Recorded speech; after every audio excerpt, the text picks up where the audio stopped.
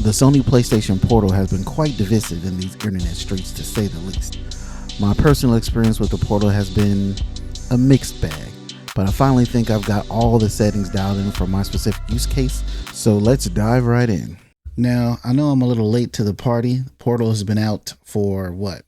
5 months now. Came out in November of 2023, and as of this recording, it is now April of 2024. So yeah, it's been about 5 months. I myself have had it for about a month now. It took me about that long to kind of mess around with it and get my thoughts on this thing.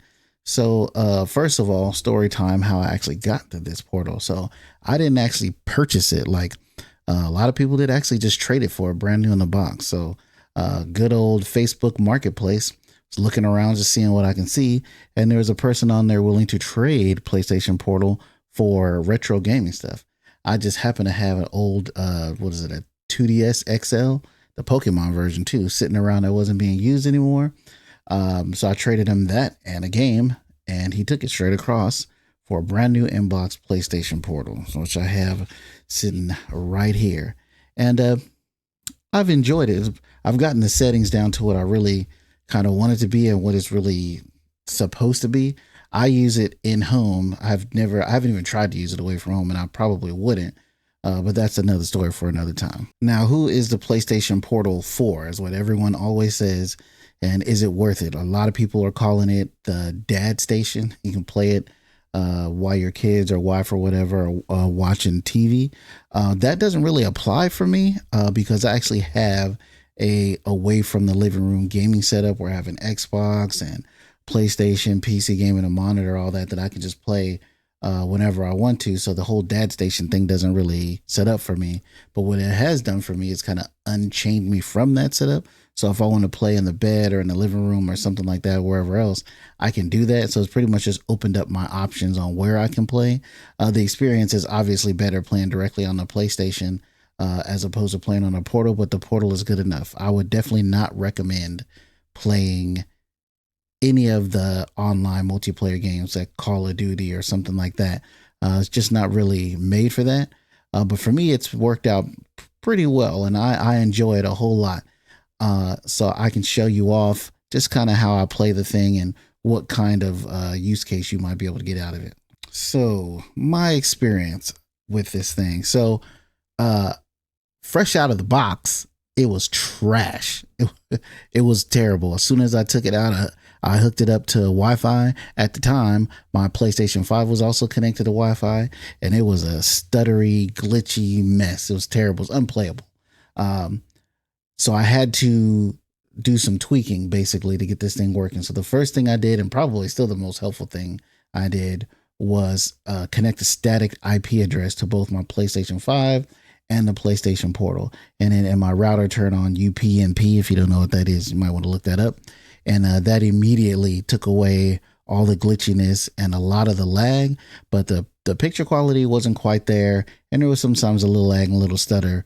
So it wasn't perfect. It wasn't until I actually hardwired in my PlayStation 5 directly into my router with the Ethernet cable that things became pretty much almost perfect. I didn't go out and buy a new router. I know a lot of people, it's like, it's your network, go buy a new router. I used the one that came with my service, and it works well enough. It probably could be slightly better if I use my own router, but man, it's not that serious.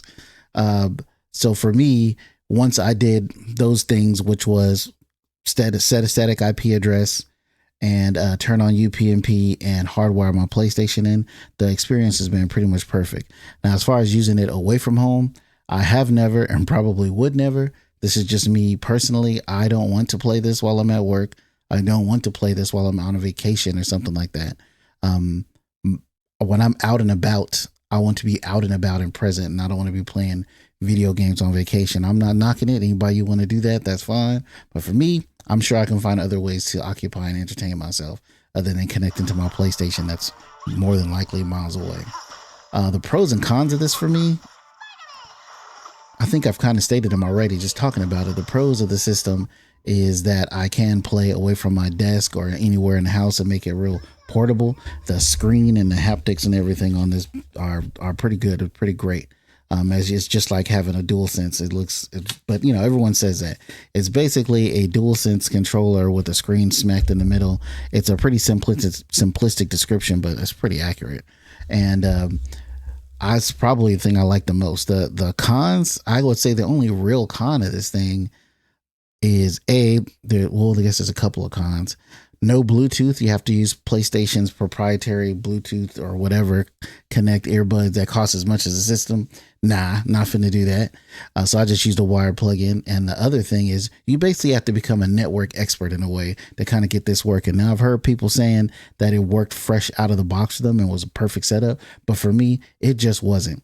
But if it was for you, congratulations, happy for you. But for me, I had to do some research and basically get better about my networking and figuring out how my network set up in order to get this working correctly. A lot of Google searches and things of that nature.